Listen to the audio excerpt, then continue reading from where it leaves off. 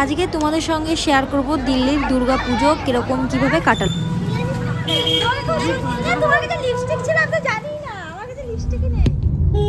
পুজোতে এইটা না হলে মনে হয় না যে পুজো। ওহো, আজকে আমরা এসেছি দিল্লিতে ঠাকুর দেখতে। এটা এই বছর আমার দ্বিতীয় দুর্গা পুজো দিল্লিতে। তো আমরা সবাই মিলে এসেছি। আজকে ছিল অষ্টমীতে ঠাকুর দেখতে। আজকে মোটামুটি ভিড়টা ভালোই ছিল। তো অনেকই সুন্দর প্যান্ডেলটা করেছে, কিন্তু আগের বছর একটু অন্যরকম। প্রত্যেক বছর প্যান্ডেলের ধরন বদলে যায়, এটা হওয়াই দরকার। আর এখানে ছোট্ট জায়গার মধ্যে দারুণ সুন্দর প্যান্ডেল করছে। এখানে অনেক কিছু খাবারও জায়গা ছিল। অবশ্যই তোমরা ভিডিওটা দেখতে থাকো, তোমরা বুঝতে পারবে কত সুন্দর সব কিছু ছিল।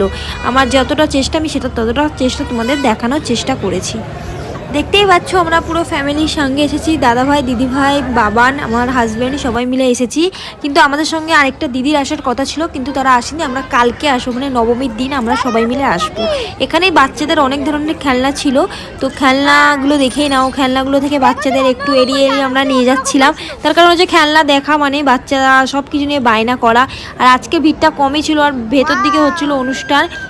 তো শুনতে পাবে মাইক ফাইক বাজছে, তো সেই আওয়াজটা হবে, জানি না কি হবে। আর মাকে তো পুরো মানে জায়গাটা ঘেরাই ছিল না, খুব সুন্দর লাগছিল, দূর থেকেই দেখা যাচ্ছিল। আমরা মোটামুটি এখানে সামনাসামনি চলে এসেছি। এখন এই ভিড়ের মাঝখানে ফটো তোলা যাবে কিনা জানি না, তো চেষ্টা করছি। আর দেখো মাকে জাস্ট অসাধারণ লাগছে। আর আগের বছরের থেকে এবছর আমার মনে হচ্ছে আরও বেশি ভালো লাগছে, পরের বছর আরও বেশি ভালো হবে। এটাই হয় প্রত্যেক বছর। তো এখানে আমরা লাইনে দাঁড়িয়েছি কপালে সিঁদুরের টিপ আর মায়ের প্রসাদ নেওয়ার জন্য। পয়সা নিয়ে আসলে ভালো হতো। প্রত্যেক বছর আর অষ্টমী পুজো দেওয়া হয় না। বিয়ের আগেই দিয়েছি, বিয়ের পরে আর দেওয়া হয় না। মানে অষ্টমীর পুজো মানে অঞ্জলি দিয়েছিলাম, আর এখন থেকে আর দেওয়া হয় না। তার কারণ হচ্ছে আমাদের বাড়ি থেকে অনেকটাই দূরে, দেখলেই আমি গাড়ি করে এলাম। তো সেম মানে হেঁটে আসা মানে অনেকটা টাইম লেগে যাবে, আর কাজের জন্য বা সব কিছু মানে করে উঠে আর যাওয়া হয় না। পরের বছর অবশ্যই যখন বাড়ি যাব অবশ্যই মাকে পুজো দেব, অঞ্জলি দেব। আর এখানে তো টিপ আর প্রসাদ নেওয়ার জন্য দাঁড়িয়েছি লাইনে আমি, আমার বর, আর পেছনেও আমার দিদি ভাই, সবাই মিলে সবাই ফ্যামিলির সবাই আছে। আর এখানে বাঙালি মানে সবাই বাঙালি, একটা আলাদাই ব্যাপার যে সবাই বাঙালি, তার মধ্যেও আমরা। আর বাঙালিদের সঙ্গে আলাদা একটা কানেকশান হয়। আর এই বাড়ির প্রিয় মানুষদের কাছে না যাওয়ার তো একটা কষ্ট থেকেই যায়।